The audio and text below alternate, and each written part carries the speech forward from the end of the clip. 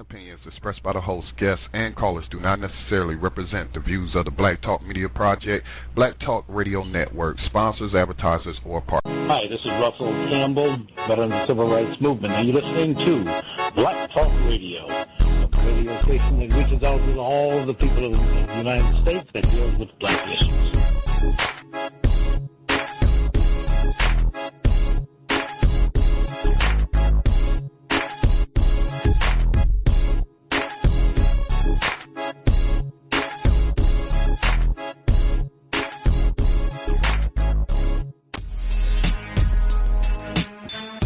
Good evening and welcome to Black Talk Radio News with Scotty Reed.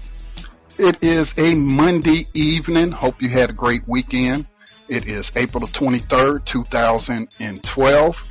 Today was actually the day this morning that the Devontae Sanford rally and the rally, it was a joint rally for Charles Jones as well, the father of Ayanna Jones Stanley, I believe that's how you say her name, or Ayanna Stanley Jones. But there was a rally today to bring attention, or more attention I should say, to their cases. It happened today at in Detroit, Michigan, in front of the Frank Murphy Hall of Justice. We did have an opportunity to speak to a participant of the rally, someone who gave a speech. He's been on the program before, and so we're working on putting together a program just to update you on the Devontae Sanford case with Roberto Guzman later on in the week. Tonight I do have an update I want to put out first before I get into the rest of the program. Tonight we're just talking news, views, and music for about an hour, but the information I want to give you is an update on the Marisa Alexander Stand Your Ground case out of Florida. And it is very similar to Trayvon Martin's case. I shouldn't say very similar because nobody was killed or anything like that, but there are some parallels that I think are interesting to look at. If you missed our interview with Marisa Alexander's former husband, Lincoln Alexander, I think that you will find that it is very informative and it gives you some insight into the injustice that has been committed. Again, Marisa Alexander, who is a victim of domestic violence, was afraid for her life, as she stated to the police in Florida, when her and her current husband got into an argument over some text messages. And all she did was retrieve her weapon. She wasn't able to get out of the house. She retrieved her weapon and she fired a shot upwards towards the ceiling. And she didn't shoot anybody or anything like that, but now she's facing 20 years as she was denied immunity under Florida Stand Your Ground law. So now there was a hearing earlier today. I had an opportunity to speak to Mr. Lincoln Alexander again, and he informed me that at the sentencing hearing today that it has been postponed for a week. It will take place next week. He said that's a small victory because it now gives her attorney more time to prepare for that hearing. And so we will do our best to just keep you updated on that case. I mean, it's a clear case, in my opinion, of injustice, and it just shows, you know, it's just another case out of many that people are discovering of the different ways that these stand your ground laws are being applied to individuals. Unfortunately, if you happen to be black, from all the cases I've read, chances are you will not be granted immunity under stand your ground. So, you know, that's an update. I thought that was important. I also want to acknowledge that local NAACP branch down there in Florida, I don't know which, I don't recall at this time which county, but I do believe this is in Jacksonville, Florida, where this occurred. and the local NAACP sent an official letter to the judge. And, you know, I can't say for certain, but it could have played a role in his decision to postpone the hearing, as that is what that local branch of the NAACP had requested. Now, some of the other things that I will discuss with you. I had a chance to look at this film called the Black Power Mixtapes. Somebody shared that on Facebook today, and so I was actually able to find the entire film on Netflix, and so I've been watching the film. I haven't watched all of it yet, but I came across, as right in the first few minutes of the film, there is a 1967, I don't want to call it a speech, but Stokely Carmichael was speaking to a group of people, and he brought up the Montgomery Bus Boycotts. I think that happened in the 1956 or 59? Anyway, I have a clip of that, and you know, he just didn't seem to be in favor of economic boycotts. And, you know, who am I to criticize Stokely Carmichael? He's certainly, you know, entitled to his opinions and his views, a longtime freedom fighter. But I just happen to respectfully disagree with him on the issue of whether or not, you know, boycotts can work, whether or not nonviolent resistance can work. You know, as I stated before on this program, I think there is a need to have all options on the table. I think that everything should be used that can be used to overcome racism, white supremacy, and you know, it actually got a few comments on YouTube. Our YouTube channel is Black Talk Media. Again, posted that today, and it you know, drew some interesting comments that I will share, and I just think that this whole issue deserves further examination. Is how I'll put it. Yeah, further examination or introspect. Also, what else do I want to talk about? The Sanford City Commission voted today to not accept the resignation of Sanford Police Chief Bill Lee, despite his role in allowing George Zimmerman to walk after he shot and killed unarmed teen Trayvon Martin. So we'll talk about some of that. President Obama has been on blast recently by Jill Stein, who is a doctor and is also seeking the Green Party nomination. A former Democratic operative also called President Obama out for his support of the drug war. And so we'll take a look at that. And that comes on the heels of the Summit of the Americas, which President Obama recently took part in. I think that occurred in Mexico is where that was held this year. But anyway, a number of Latin American leaders took him to task over the failed drug war, saying, you know, they don't want to prosecute the drug war anymore. And, you know, I guess, you know, they're saying, no, we don't care how much money you bribe us with. This isn't working. Our people are being killed by the thousands, and there's no end in sight.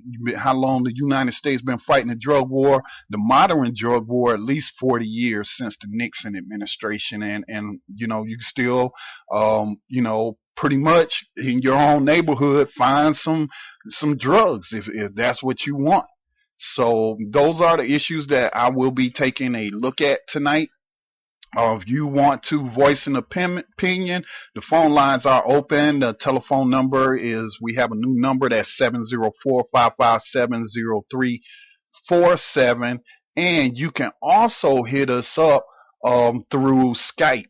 And our Skype name is Black Talk Radio Network. And you could just send us a friend request through Skype or a contact request, and we will add you. So you can hit us up two ways, Black Talk Radio Network through Skype and by calling 704-557-0347, which, by the way, is an online number. and therefore it's toll free. Even though it has that area code, it's still a toll free number. So we're going to kick the music off with some Public Enemy, and welcome to the Terror Dome. This is Tanya Free. Ted Nugent, who has endorsed Mitt Romney, is standing by his inflammatory comments that included that he would either be dead or in jail by next year if President Obama is reelected. He accused the government of wiping its ass with the Constitution. Should Mitt Romney repudiate these comments and disavow the support of Ted Nugent? Go to TanyaFree.com to respond to this week's Question of the Week. That's TanyaFree.com. On air, online, and on point. This is Ron Hayes with Hood News, and you're listening to the Black Talk Radio Network. Stay tuned.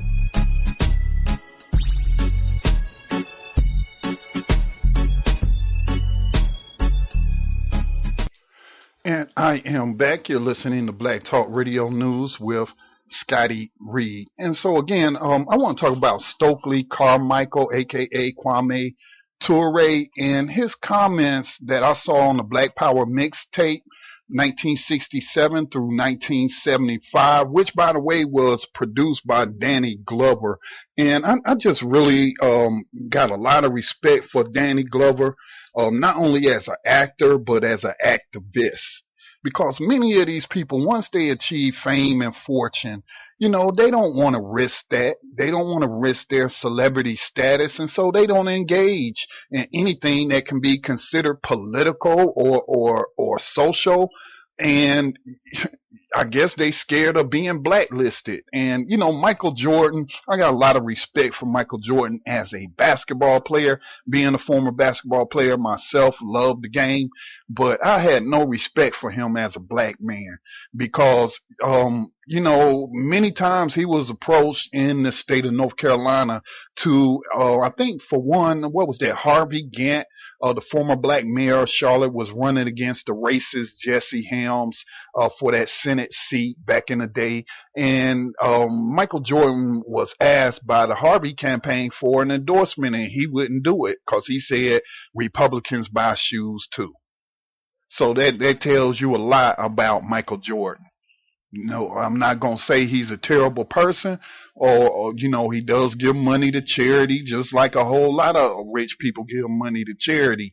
But Michael Jordan has never, ever taken a stand on any of the political or social issues that black people have to deal with.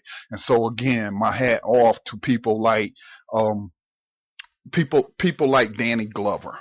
Now, again, I was watching that film. I still haven't completed watching it, but when I was watching the comments or listening to the comments of Kwame Toure, aka Stokely Carmichael, about the Montgomery Bus Boycotts, it just got me to really just thinking about what he said about passive boycotts. And I'm gonna pull up my YouTube channel because it was some interesting comments put on there, but I'm also going to play for you that excerpt from the particular video I'm talking about, or the comments that Carmichael made that I'm discussing. Okay, now I got the comments up, so let me go ahead and cue up Kwame Toure on passive boycotts.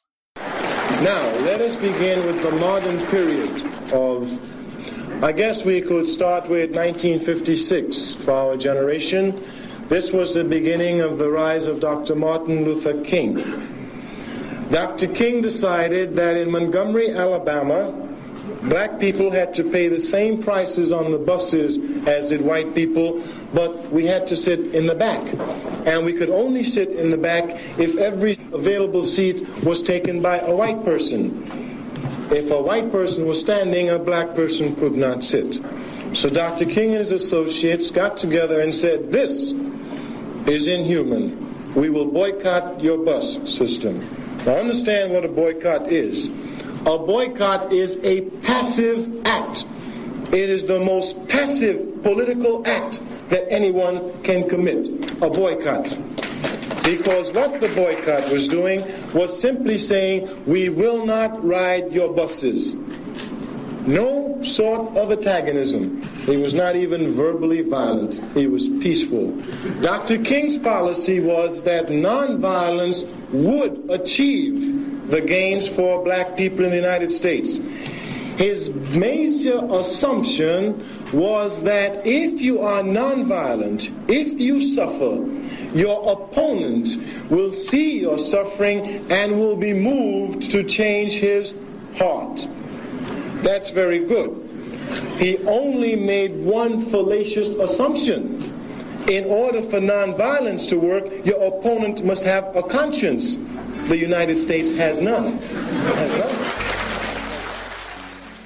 And so again, those comments come from a 1967. I don't know if it was a book signing or, it appeared to be in a store or whatnot, but that's not what's important. Again, that was Stokely Carmichael talking about the Montgomery Bus Boycotts, and he called it passive. He said it's the most passive political act that you can do.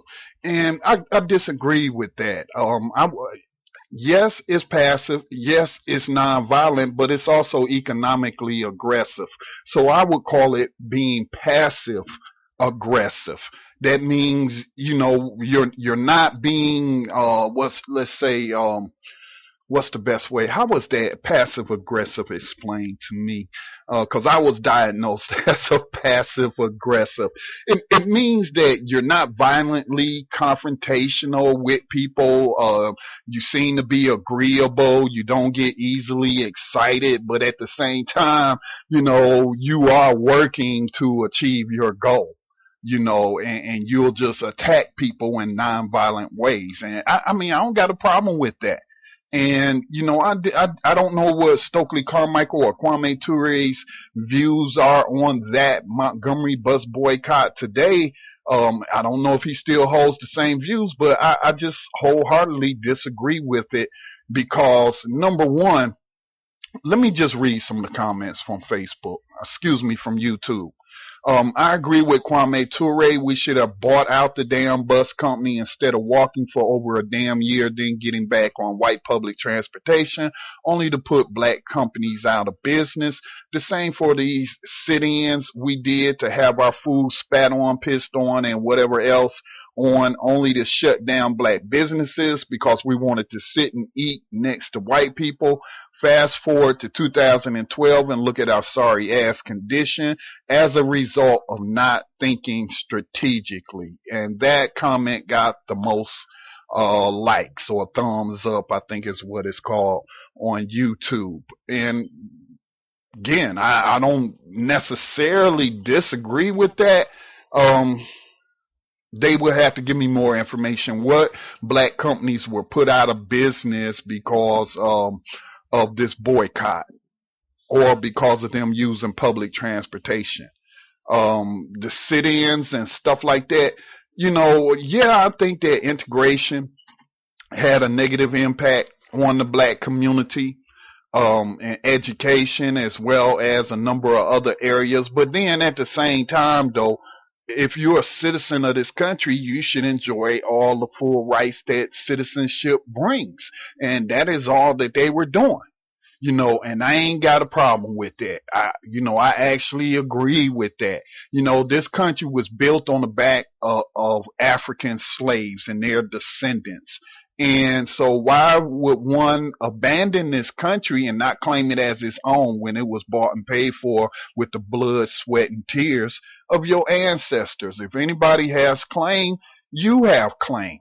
You may have more claim than anyone else because of the work that your forefathers put into building this country. Let's see what another person wrote on here. Real economic boycotts would have black people making their own buses with the money they save from not using their oppressors' force bus. I guess that is what they were trying to say. I'm not really sure. Let me see. Dr. King did not correctly assess his opponent. The devil has no empathy or conscience. The CRM kept black people in a dependent, and the civil rights movement, I guess that's CRM, kept black people in a dependent and passive position, and here we are today. Again, I just wholeheartedly disagree with that. And I've actually talked about this in the past before. I think that all groups play a role in the gains that were made in terms of civil rights and human rights in this country. I used to criticize like the new Black Panther Party, much different from the old Black Panther Party, but I used to criticize them and other militant groups. I accused them of just being a bunch of angry black men who just wanted to run off at the mouth and didn't really have any real solutions and stuff like that. But then as I started to reflect on that, I had to check myself, and I was like, they're doing what they know how to do, what they feel is right to do out of love for their people. Okay, and I often have told myself throughout the years as I study black history is that, if I was born in 1966, if I had been a teenager during that time or a young man during that time, I would have been joining the Black Panther Party, because I don't believe I don't believe in letting people just beat you and kill you and no retaliation. Hell no, that's just not me. That's not in my blood. Okay. And so, I've argued that all of those groups played a role. All of the tactics used played a role in the gains that black people made. Now, if it wasn't for the groups who were not disavowing violence, like the Black Panther Party for self-defense, like the Deacons of Defense, if that threat of violence wasn't there, I don't think that the Dr. King and those who worked with him in the nonviolent movement would have gotten the concessions that they got when they got them. Who knows? We might have still been living under in segregation and being denied our rights all the way up into the 80s. Who knows? I mean, look, South African apartheid didn't end until the 1980s, and Israel still practicing apartheid. So, we very well could still have segregation in the United States today if black people didn't stand up, no matter how they were standing up, whether they were practicing nonviolence and what they call it, nonviolent civil disobedience, or whether they had the threat of the gun. I'm not going to criticize any of them. No, and I think that was a plan of COINTELPRO to ask questions, that were meant to divide the separate groups, to get them to disavow each other and, just cause confusion and conflict among black people. Divided you shall fall. And so, I disagree. I disagree with the comments on that, and I disagree with Kwame Toure's assessment, because look, this was the Montgomery Bus Boycott. They were boycotting the Montgomery public transportation system. Black people pay taxes in this country, always have since they were emancipated. They have paid taxes in this country. They pay taxes in this country. Part of their tax dollars was going towards what? That public transportation. But they were being treated in an inhumane way. And so, instead of them saying, well, there's nothing we can do about it, we might as well just accept things as they are. And then Rosa Parks, famously did what she did. And so, if we had not stood up, if they didn't stand up, then they would have still been paying for that public transportation, because they weren't going to stop paying taxes. The government was still going to take taxes out of their checks. And so, when somebody says that they should they should have used that money to go buy their own bus company. I mean, well, how practical is that? How practical is that? And how long would that have taken? You have to get permits and stuff like that. And I'm pretty sure that those racist bastards would have tried to, deny them permits and everything like that to just make it impossible, to make it difficult. I could just see how that would have went. Not saying that is not a solution, but I am saying that, look, they own that public, as citizens of Montgomery, they own that public transportation. And so why should they pay for something that they're not going to use? And so for a whole year, they sacrificed, they came together as a community, and guess what? They achieved their goals. They achieved their goals. And so, I mean, how can you hate on that? How can you argue with that? I don't think anybody can say, not with a straight face that there were no gains made by the civil rights movement, the nonviolent approach. Certainly there were. I mean, you can't deny that. But again, I think the threat of violence from the other groups is also aided the nonviolent protests. So, I mean, that's just how I feel about it. So, I just respectfully disagree but I appreciate the comments that were placed on the YouTube video. I always love to engage in intellectual conversation. So, while I disagree with Kwame Toure, aka Stokely Carmichael, I still respect them.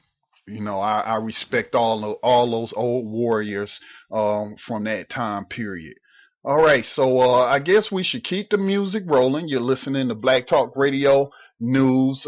Tonight is like we don't have a guest, so we usually just play news, talk about news. I give you my views, and I play some music. And so I think I want to hear some EPMD. You got to chill.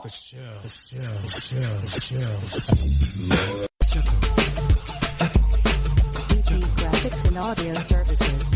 Vast prices, vast production. Vast prices, vast production. BP Graphics and Audio Services for the best in graphic design and custom audio creation.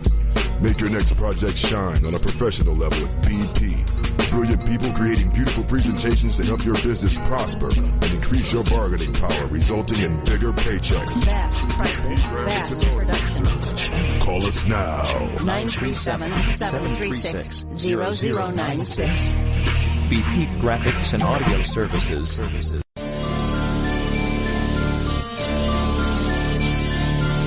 Are you searching for the best in online black radio? Then go to blacktalkradionetwork.com, helping you filter through the noise. Real talk, black talk.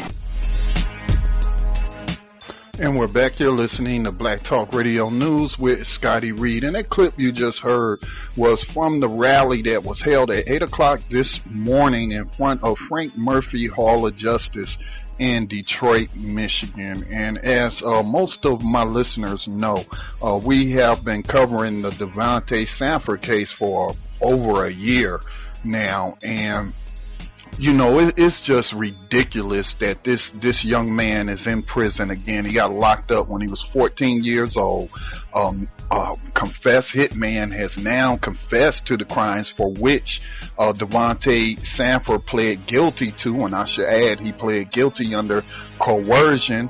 And we are working to bring Roberto Guzman back on the program later this week. I'm working on an article about some recent developments. I don't know if that's the proper word, but just say in some correspondence with Mr. Guzman, some things came up as far as the interrogations. And I don't want to say too much. I'll say that for the interview and for my article, but there is just a lot of things wrong with that case. And it is also troubling that more people did not show up to that rally. I got a number, and I'm calling my brother out. I got a number of people family members in Detroit. They may not have been able to attend. I know my brother said he was going to try to get the day off that day. But anyway, he just started a new job. But I'm just, a little disappointed that more people did not show up. But you know what? You had 20 plus warriors out there, doing their thing, bringing attention to those cases, and more power to them. And I do believe that, Devontae Sanford will be released from prison. I don't want to put a timetable on it, but I just feel like, soon. I feel like it will be soon, just because I know the facts of his case, and that young man is innocent. He's innocent. Now, moving on, I want to talk about Chief Bill Lee Jr. Had stepped aside or temporarily resigned from the Sanford Police Department as its chief over the outcry over the handling of the Trayvon Martin killing. Now, the City Commission had voted late Monday, and that was earlier today, to reject his resignation. Now, he was going to permanently resign, and there are a number of issues with that case. Now we know that one of the respondent officers, Ricardo Ayala, thought that Zimmerman committed a crime. That's why he arrested him. So people keep saying Zimmerman wasn't arrested. That's not true. Okay, he technically was arrested and detained by this police officer for the crime of negligent homicide. Okay, and once they got to the station, the lead investigator, Chris Serino, also argued that Zimmerman should be charged with negligent homicide. And I guess, for what we do know is that it was taken out of their hands, and the decision was made to let Zimmerman walk free. And again, comparing this to Marisa Alexander's case, now, she was arrested. She was taken down to the police station and booked on felony assault with a deadly weapon with no intent to kill. Again, she's facing like 20 years. And she claimed, self-defense. Look, I'm a battered woman. This man has a history. He was going to kill me. I was afraid for my life. So I, retrieved my weapon after I couldn't get out the garage because the door wouldn't open. And, I was scared. So I fired a shot upwards in the air towards the ceiling. And she had to go to a hearing. And we know, that judge denied her immunity under Stand Your Ground. And nowhere, and I've said this before, nowhere have I read that George Zimmerman underwent a similar process. He didn't go before a judge. No. I think it was Chief Bill Lee Jr., and he met with Norman Wolfinger. Now, they personally met, from what I'm reading, and made the decision to let Zimmerman walk that night. So, I mean, what happened to taking him before a judge and letting the judge decide whether or not he had immunity? So, I mean, it's just a lot of confusing stuff. Some might say purposely so, but it's just very confusing, very troubling, that we're finding that the laws aren't being equally applied to everyone. So anyway, the New York Times wrote today, said several hours after the city manager publicly announced that he had reached an agreement with Chief Bill R. Lee Jr. to resign over the Sanford Police Department's handling of the Trayvon Martin shooting case, the City Commission voted late Monday afternoon to reject Chief Lee's resignation. Mayor Jeff Triplett was among the 3-2 majority of commissioners to vote no confidence in Chief Lee last month, prompting him to temporarily step aside. But during a special meeting Monday to consider Chief Lee's future, Mr. Triplett was clearly conflicted amid a spirited debate punctuated with applause and standing ovations from the backers of the chief in the audience. In the end, Mr. Triplett voted in favor of Chief Lee's remaining in the department, once again as part of a 3-2 majority. He said he wanted to review the reports of an independent investigation about the police department handling of the case before making a decision. And again, that's on the New York Times, fairly long article. Let me see, it was written by Serge Kowalski and Jennifer Preston on NewYorkTimes.com. Resignation of police chief in Martin case is rejected. And we reported that earlier today in our blog section on Black Talk Radio Network. And you know, also, I think what they should also take into consideration is that Chief Bill Lee participated in a campaign to demonize the victim, Trayvon Martin. He was on the right-wing outlets and talking about, you know, we did an investigation and we found out that Trayvon Martin was suspended for school for marijuana. You know, he didn't say for an empty bag that they thought smelt like marijuana. They drug tested the body, found no drugs in his system, so obviously he wasn't a drug addict. But, you know, again, Chief Bill Lee participated along with the right-wing media in the demonization of the victim. Then also, another thing that should be taken into consideration is that the Martin family, Tracy Martin, Trayvon's father, had reported Trayvon missing, not knowing that his son had been murdered by George Zimmerman and was laying dead somewhere in the complex or the gated community that they lived in. And so the Martin family was calling the police and reporting Trayvon missing, and the whole time they had this kid's body in a morgue for 3 days before the family even found out. So, I mean, what kind of crap is that? So, you know, the saga continues with the Trayvon Martin case. I just don't see how they, well, yes, I do. Yes, I do see. I was going to say, I don't see how they could vote to keep this man on as their police chief with all that they do know. Okay, so I guess you want to give him due process and you want to wait for these reports to come out. But if this guy is allowed to remain chief of that police department, I tell you, something seriously is wrong with that picture. And I think a boycott should be in order of Sanford, which has a annual film festival. You know, they from what I've read, they depend a lot on tourism dollars. So, you know, even though Kwame Toure may think that you know, that's passive, being passive when you organize economic boycotts, then, you know, that's his opinion. I just respectfully disagree with that. I think that it is estimated that in 2012 that the black buying power will reach $1 trillion annually is what we're spending in this economy. And I've talked about it before, and I probably should cue up that music. I've talked about it before in the past. From what's his name? I'm trying to think of his name. The activist. Well, I guess if I pull up the song that I want to play, then I'll be able to tell you.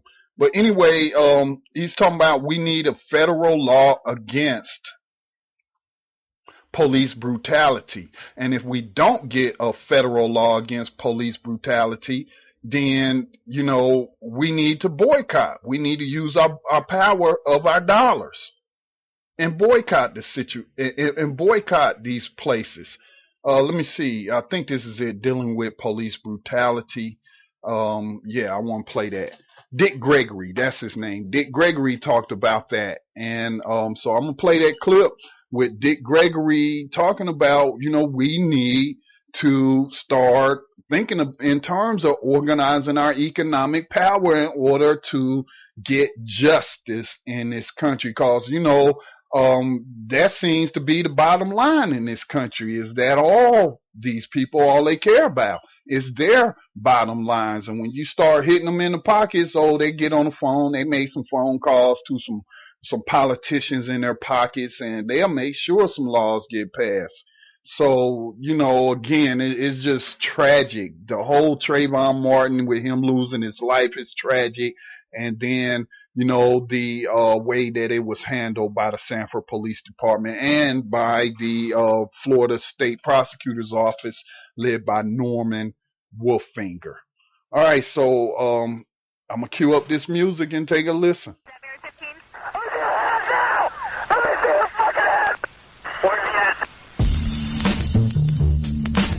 This is Tanya Free. Moments before a Florida judge set bond at $150,000. George Zimmerman apologized to the family of Trayvon Martin. Prosecutors had requested Zimmerman either remain in jail without bond or have bond set at $1 million. How do you feel about the decision to set bond at $150,000? Go to TanyaFree.com to respond to this week's poll question.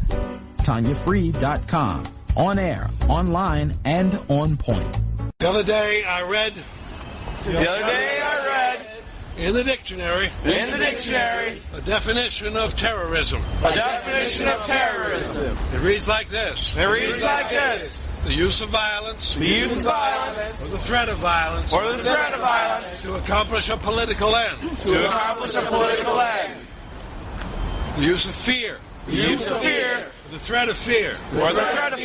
To accomplish a political end. No one will dispute. That stop and frisk. Aims to make people afraid. And we're back. You're listening to Black Talk Radio News with Scotty Reed. Now, the last thing that I want to talk about is President Obama. And I got to tell you about this article. Yvette Carnell, she's been on the program in the past, and she wrote an article titled, President Obama Shouldn't Sit in Rosa Parks' Seat If He's Not Prepared to Walk in Her Shoes. And I think it's one of the best articles she has written since I started following her. And you can go to yourblackworld.net. You will find that article. Again, President Obama shouldn't sit in Rosa Parks' seat if he's not prepared to walk in her shoes. And what she's referring to is recently President Obama, I think this was in Chicago where this museum is. I'm not sure. But anyway, it was in this museum where they have the bus that Rosa Parks staged her sit-in, where she wouldn't get up for a white man. In the Montgomery Bus Boycott, as I talked about at the beginning of the program. And so, he climbs on the bus and, sits in the seat she was sitting in, and he's looking out the window. It was a photo op, basically. And so anyway, you had this woman named Wanda James that Yvette cites in this article, who is a Navy veteran, a restaurant owner, and a longtime Democratic strategist, and a former member of Obama's National Finance Committee, who is also a marijuana legalization advocate. And she says, she is quoted, and this is what Wanda James said. It's extremely disappointing to me to have, quite frankly, a black man as president that has smoked pot, that didn't get caught, that didn't get a felony, that got to go on to be president, who is still okay with the 700,000 black and brown boys to get felony arrests every year in this country for the use of marijuana, she concluded. I have a real issue with that. So, I tell you, let me just read some of what Yvette had to say. She says that someone should tell Mr. Obama that this is not a beauty pageant. Black people cannot live off the projection of Obama via campaign photos. Those photos won't quiet the stomach rumblings, get us new jobs, or pay for college. Those ads, which are being funneled out of Obama's mostly white 2012 campaign at breakneck speed, are just superficial imagery. That's all. And some of us are smarter than that. Some of us know that MLK died for economic parity, not some pie-in-the-sky kumbaya foolishness. Some of us know that even though Mr. Obama fully understands that black people are at the bottom by design, he's not ever going to do anything about it. He'd much rather take a photo op on the Rosa Parks bus and watch Negroes who are overrun with misplaced race pride swoon and fawn over him than make a genuine effort.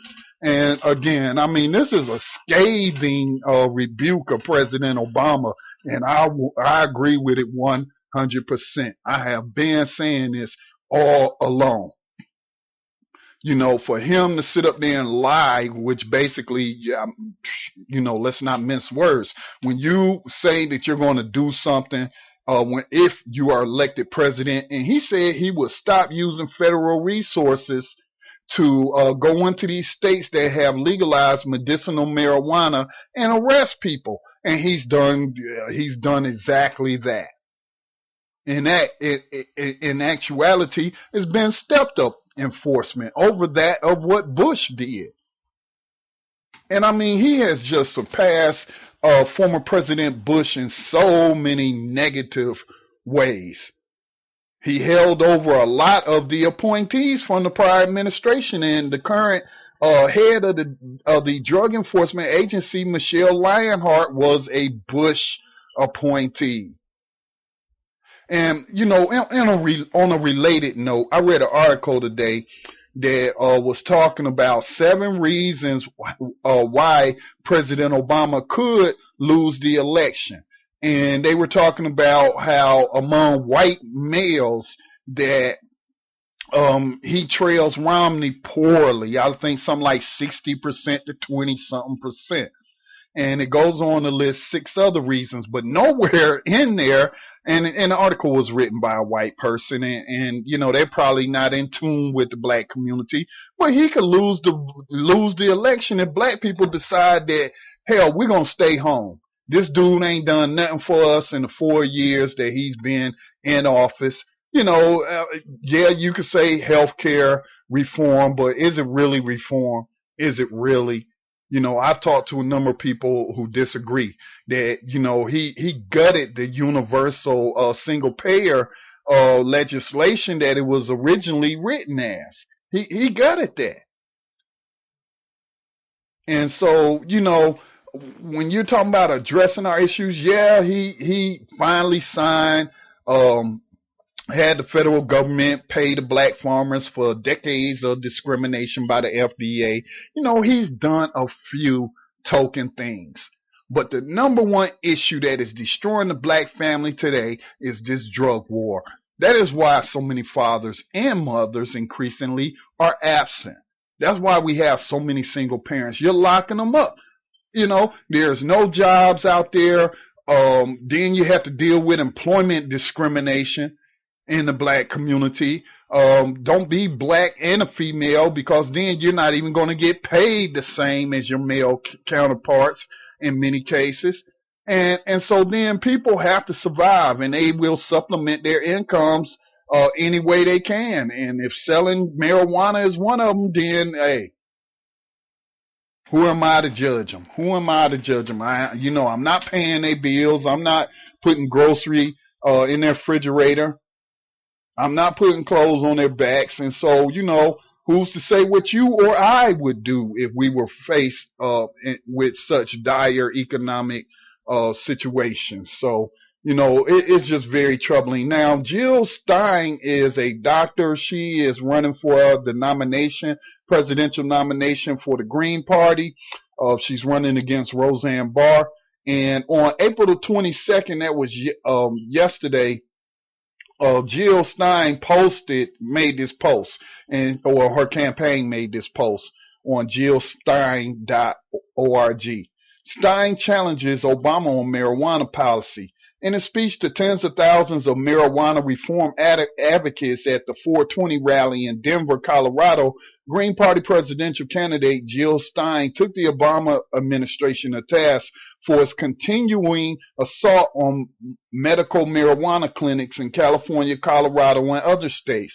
Dr. Stein, a physician and public health advocate, noted that hundreds of thousands of patients suffering from chronic pain and cancers are benefiting from the availability of medical marijuana under state laws. She said that one of her first actions as president would be to order the DEA and the Justice Department to cease and desist all attempts to harass or prosecute medical marijuana clinics or other legitimate marijuana-related businesses that are operating under state laws. Stein advocates regulating marijuana in a similar way to alcohol and has long supported legalization of that drug.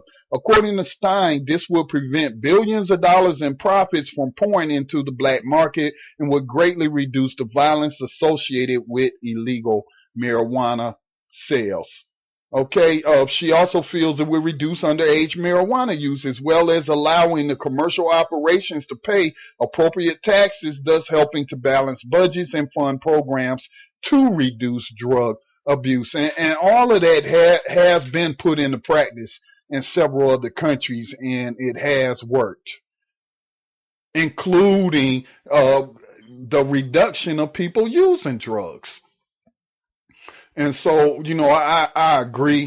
Again, you got to check out that yourblackworld.net article. Yvette Carnell, President Obama shouldn't sit in Rosa Parks' seat if he's not prepared to walk in her shoes. Because this man, you know, sat up there and told us in 2007, yeah, I inhaled a lot. That was the point.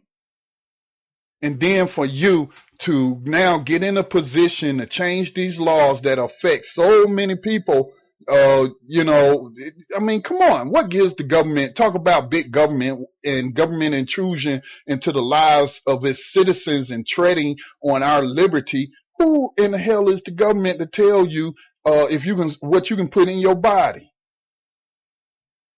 Okay. It's not illegal for people to drink themselves to death, is it?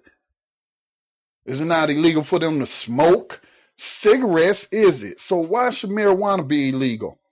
It doesn't make any sense. Why should we be locking up all these people using taxpayer funds instead of using that money to educate people? It makes absolutely no sense. And, you know, you can vote for Obama if you want to. I'm not. That's just me. My conscience will not let me do it because this man is consciously being a part of the prison industrial complex or helping to maintain a system of injustice. And I just can't. I won't do it. I can't do it. My conscience won't let me. I'm telling you, it's sad. It's sad. Well, that's the end of the broadcast. Do want to give a shout out to some of our media partners. Tomorrow is Tuesday, so 6 o'clock, an hour with us, and after the hour with George and Milton, broadcasting out of the WCLM studios in Richmond, Virginia. Then they are followed by Farrakhan Speaks broadcast at 7:30. So that's immediately following George and Milton. And I'm still working on a topic for tomorrow night's program. We'll be on the air at 8 o'clock p.m. And also want to give a shout out to our partners over there at newvideradio.com, which sponsors this stream and covers the royalties of the music that we play. So this is a totally legal stream if we got any of those agents of the music companies out there tuning in. All right, so yeah, that's what's up. Be back on the air tomorrow, same time, 10 o'clock p.m. And we're going to close it out with some loose ends. Everybody have a blessed night.